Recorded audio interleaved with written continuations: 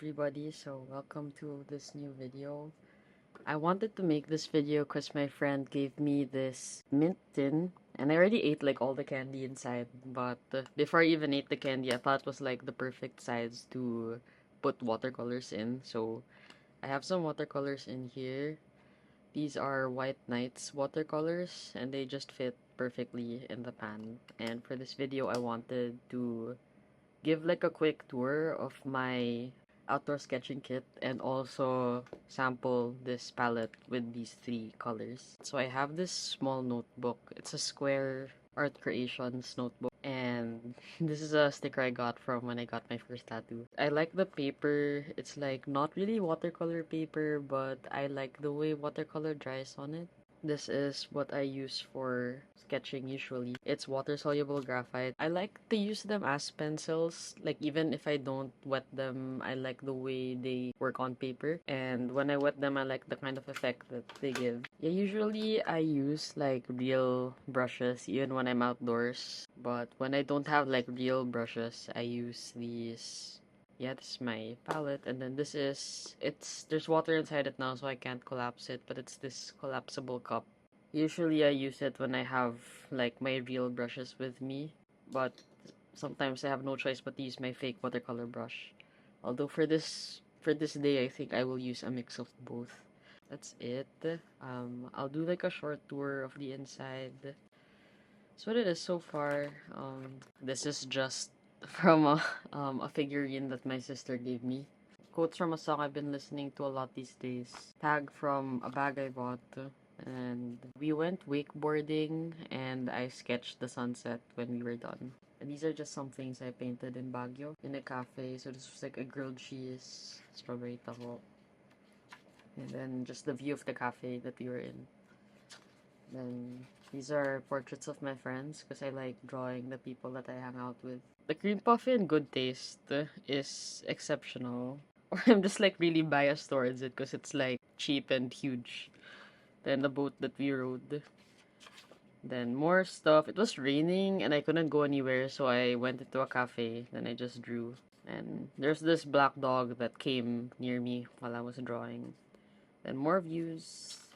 And then, yeah, this is the last one for Baguio. I was in like another cafe, then I was just like sketching again. Then, some crabs, because it was my birthday like shortly after. And I am a crab. My star sign is Cancer. And I just enjoy drawing crustaceans. More drawings of friends. My cat, some beetles. And some bags. Forgot, I think this was taken in Antipolo. A picture I took in Antipolo. This one is in Baguio, so I just drew them out in the cafe. Then that's it. Ideally, I draw my things like in person and live, but I'm just in my room right now, so I'll try to conjure something from memory. Sometimes I use reference, but since I'm recording on my phone, and my phone is where I look for references, I will have to do this entirely from memory. I think it should be fine. I think I've seen like enough trees in my lifetime to draw them pretty close to what they actually look like. Yeah. I had a phase in my life where I was like really into drawing like these trees in like lagoon swampy areas. Like I've never actually been to a place like that in real life, but it's an image that is very appealing to me. I think just like the darkness of trees and then murky water just makes me think of like Goosebumps, like Goosebumps covers, which as a kid I really enjoyed reading.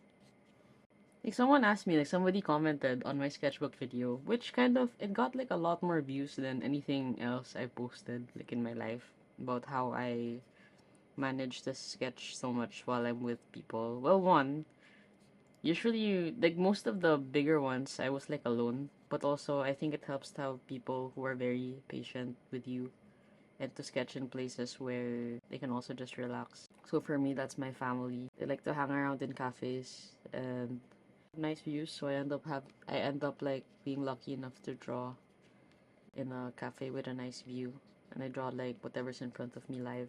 But other times I just like take pictures from the day or like from the trip also, and then just draw it while we're in the cafe.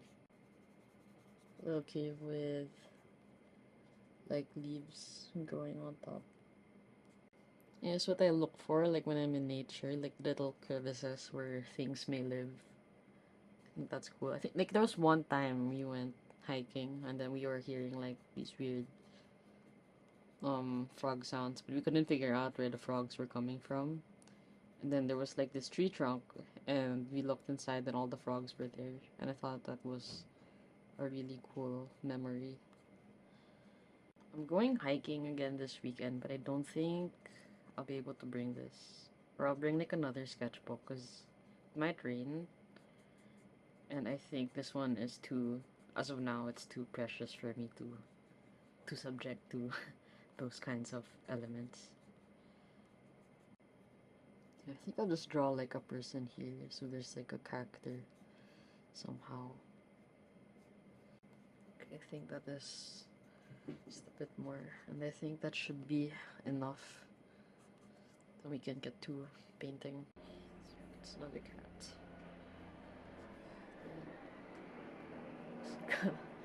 It's like a helicopter. Okay, so it's time. It's time to paint. I actually tried this out yesterday, but I wasn't happy with what I made. I was having a hard time like blending things. It's this one. I made this because it's just like a painting of my cat, like a very bad painting. But I'll see how to make more stuff here. I haven't figured out how to make green yet, and that's what I'm gonna try today. And actually, maybe it's a good idea to like make a swatch somehow. So I'll do that now. Let's make a color swatch. I don't do this often, but I think with such a limited color palette, it's worth like seeing what these colors can do. So I have this basic yellow. I did memorize like the names of these colors, but this is a warm yellow, a cool red, and a cool blue. I didn't really think about it like so deeply until I got into like watercolors, that there could be like it makes sense for there to be like a warm red and a cool red, but there is such a thing as like a cool blue and a warm blue. And just I think this is like what's considered like a cool, this is like a warmer blue, like a more greenish blue. But this is not part of the palette. This is just for comparison. But yeah, this is I know for sure this is ultramarine, then the red and the yellow I'm not so sure about what they're called anymore.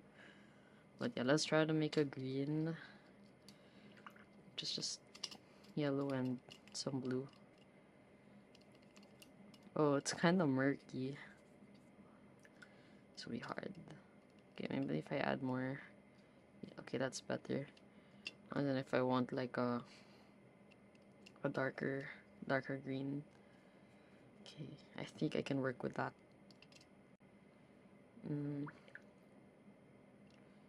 There's also like not much real estate here for blending, but that's what that's the mini palette. That's the thing with the mini palette, like it's more for convenience than like it's more for convenience, and that's what's the most important part of it.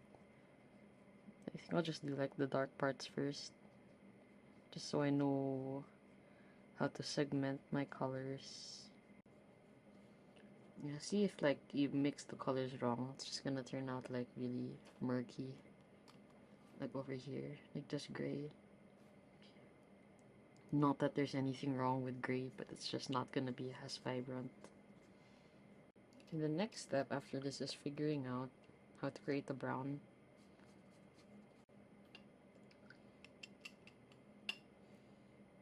This is the magic of the water-soluble graphite, by the way.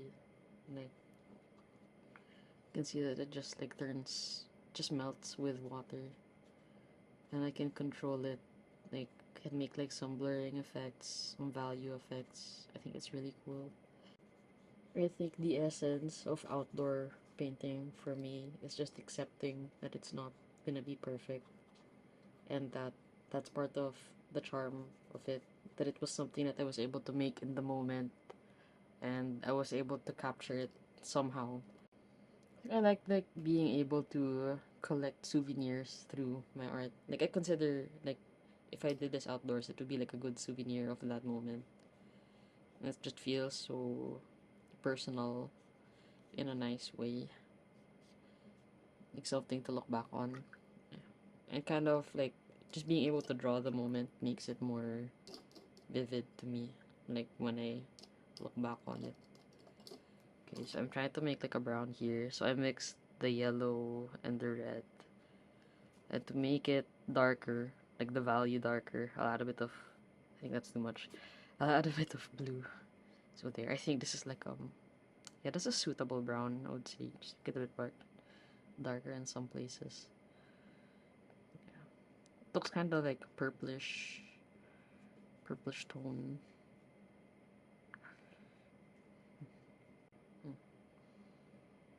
Okay, get back to making a good brown. That is too warm, so I'll try to add more yellow to make it like browner. Perfect. Also, something I've learned in the past few years is that the values are more important than the actual colors in making like an image look effective. That is, like, it's more important to know which parts are supposed to be the darkest and the lightest rather than like the fidelity of the colors to the actual thing, which can change with like lighting and like that thing where the color looks different if the colors around it are different. So it's really the values that are more impactful. There's no more lagoon. It's just like a I think the lagoon disappeared as I was painting everything else. But it's just like a nice forest scene with a cave. My phone heated up and it needed to be charged, so I had to stop for a bit. Hope the lighting hasn't changed yet so far. So I've been like neglecting my fake watercolor brush throughout this process, and then I'm gonna try to use it now. It just doesn't feel so natural to me to like the water comes from here instead of like from here. It's just weird. But this was like like a real novelty to me growing up, like this kind of brush, cause when I was getting into watercolor, I think it was like 20 like around 2015, 2016 to 2018. Like the Pentel watercolor brushes were like a big thing. And like people would paint with them even if they were just like indoors. And even I was like enticed. But it's like now I'd rather just use my real brushes. Yeah, this is not bad. I think it's just the water control. The water control is so much more difficult. I like how this is going so far. I always like how watercolors look more dried than they do like as like fresh. That's what I tell myself when I don't like how a piece is going. I'm just like, just wait for it to dry, just wait for it to dry. And now that it's dried, I'm like, it's pretty good. Or I'm pretty happy with it, at least. This palette, though, is definitely leaning more towards, like, purplish tones. Because every time I try to make, like, a green, it gets murky. Maybe that's something to, like, troubleshoot in the future. But as of now, it's not so bad. I think everything just has, like, this warm filter over it. I've created, like, this nice brown that is warm. So I think with the time it's taken me to make this, if I was drawing this outside, I would have like stopped like at this point. But since I'm indoors, I will explore it for a bit longer. Okay, I think this is getting close to what I would consider done. Just a few more darker values to flesh things out. Should be okay. My views on this palette so far is that it's okay. Like it's not like I can work with it. It's just okay. It's too dark. I can definitely like work with something like this. It's just it's just like leaning towards muddiness whenever I try to make any kind of green, which is I think like say thinking about it, which is thinking about it now because I do draw like a lot of like naturey things. I should switch up a color here to make it less red or cool tone dominant, and just in general find a way to get less muddy greens. Yeah, it's good that I got to try this here at least, so you found that out like pretty early.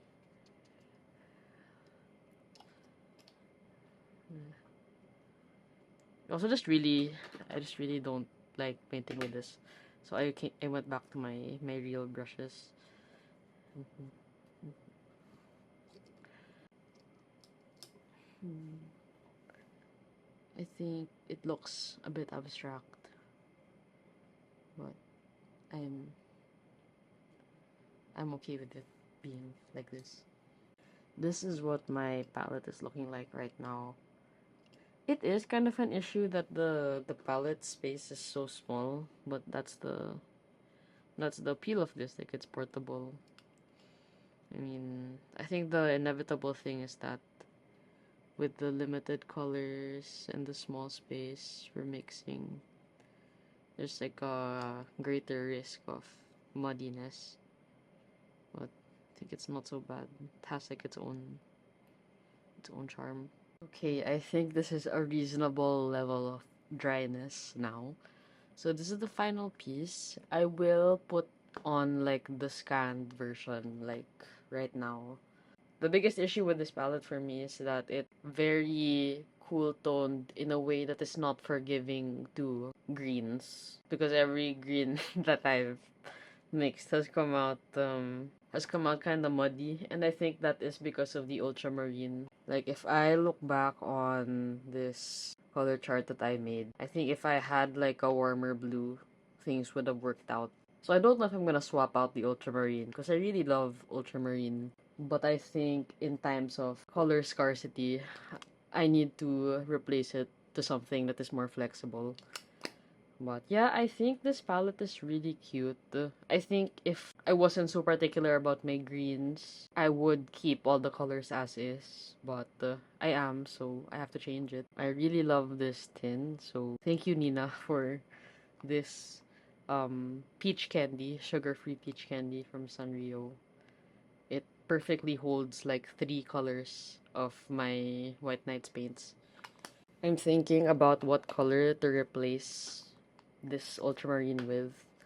So this was my original white White Knights palette. It's like I think it's the 12 color one. These are what I have. I'm thinking about like which blue to put instead. Like I think this one is Prussian blue. Okay, I'll try it out. The possibilities are endless. Like I really love this green, but I feel like it's not gonna be as flexible if I put that. But yeah, I'll try it out with this blue and see how it goes. I do like now that it's dried though. Like, do you see this?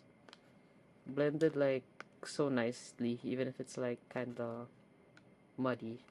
It's charming in its own way. But yeah, thank you for watching this video. See you next time.